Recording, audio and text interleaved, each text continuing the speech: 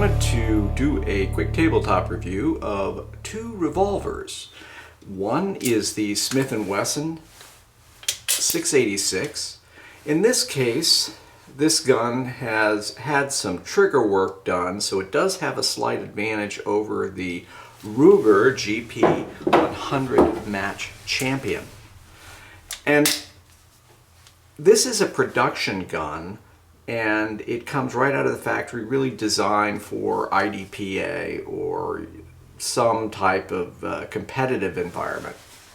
What's interesting is, in this case, this revolver, the 686, was taken to a gunsmith, had a trigger job done with the intent of using it in IDPA as well. So we've got two guns set up for IDPA. They're also really solid options for personal protection or home defense. So we're going to look at them, do a quick tabletop, and talk through some of the features of both guns and some of the things that I like and some of the things maybe I don't like so much. So let's take a look at these two fine revolvers right now. Okay, we're going to start with the Ruger GP100. Again, we've done safety checks, confirmed there's no ammunition in the gun or around the gun or anywhere close to it.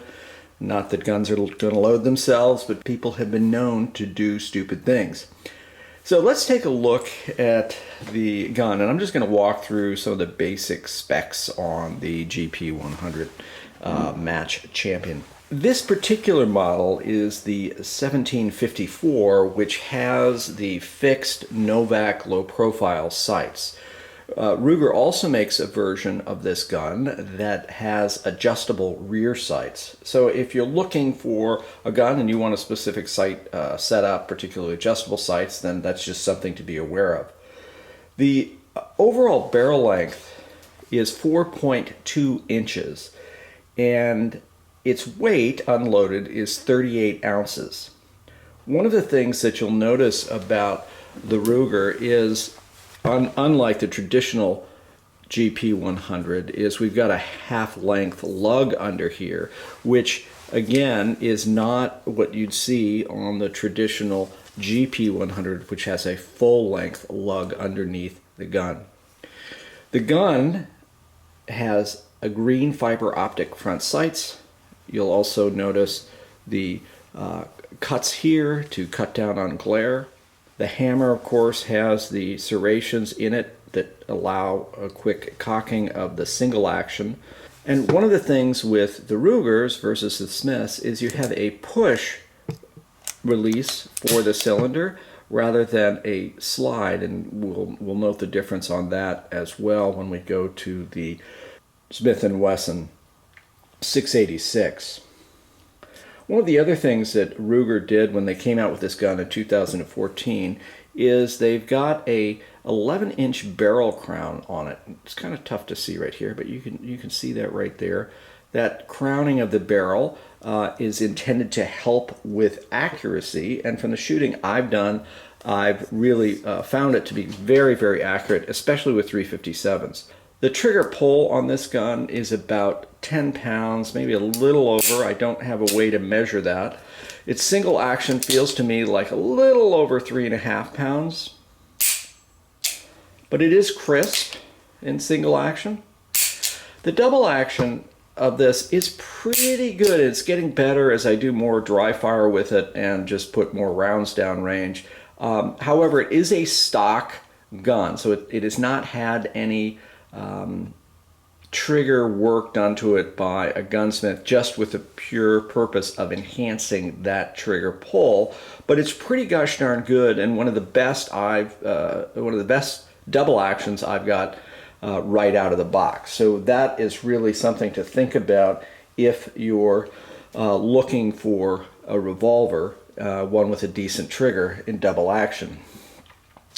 The other thing I'd point out is that this gun retails for $969. Now you can get better deals than that, but that's what it's listed from as out of the factory, and that's about $130 more than the Smith. from the factory. Now granted, a few different setups with this versus the 686. So let's go to the 686 now and take a look at some of its features. You'll note on the Smith that we've got a full-length lug here versus what we saw on the Ruger Match Champion, and we'll also you'll note that the sight setup is different. So on this gun here, what we have is we have the adjustable rear sight, both for elevation and windage, and then we have a fixed front sight here that has that orange plastic in it, which is pretty good as you're looking through it and picking up from a front sight picture. However, it's not as powerful from the perspective as the fiber optic, in my opinion. Traditional Smith look here, right? So we're going to slide the cylinder release forward and then open the cylinder. So that's a different feature from the Ruger. Again, the Ruger is more of a push to release the latch. You'll also, again, as I mentioned before, you see the full-length lug here. As we saw in the Ruger, we also have the cuts here that cut down on glare, and that's something that, you know, if you're shooting a lot, you'll really notice it. This 686, we've put some custom Hogue grips on it that I really like and fit my hands well.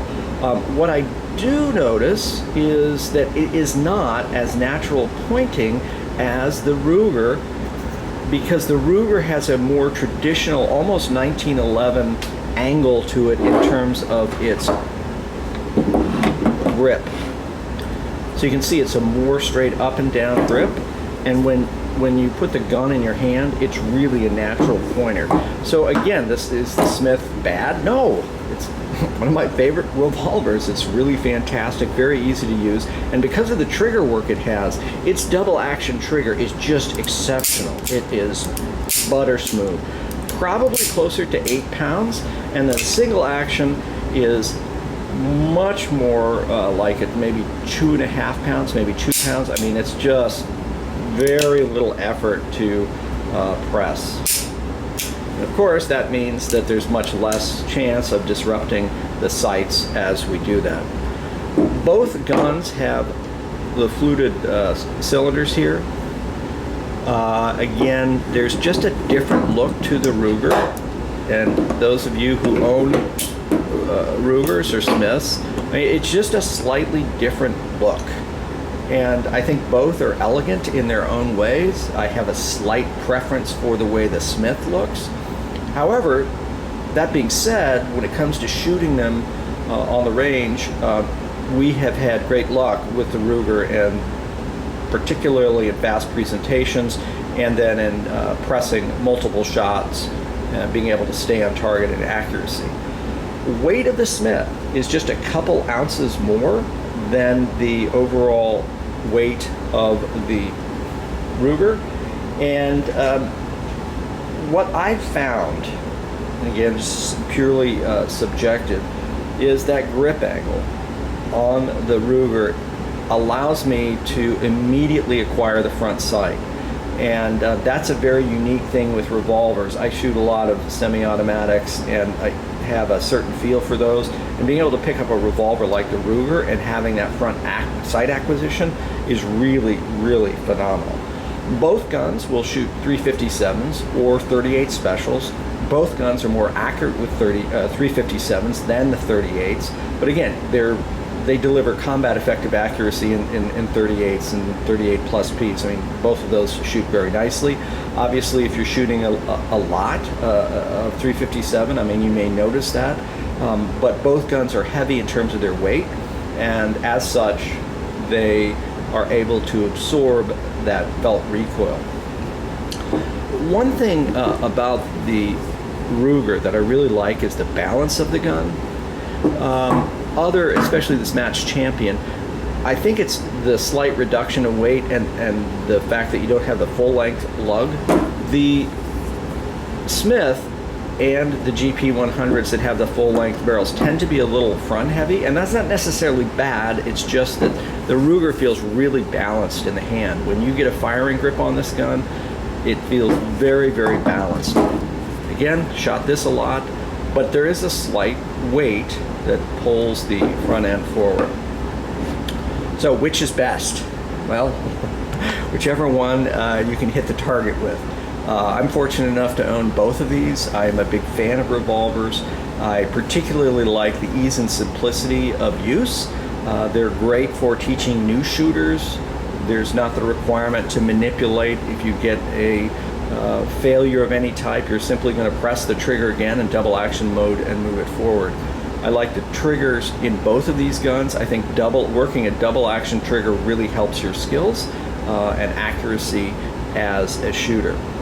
Well guys, that's a quick look at two very nice revolvers, and I will be getting to the range here as soon as it stops snowing and get some time with both of these revolvers and do a side-by-side range review of these two very fine guns. Well folks, thanks for watching. That's a quick look at the Ruger GP100 Match Champion and our Smith & Wesson 686.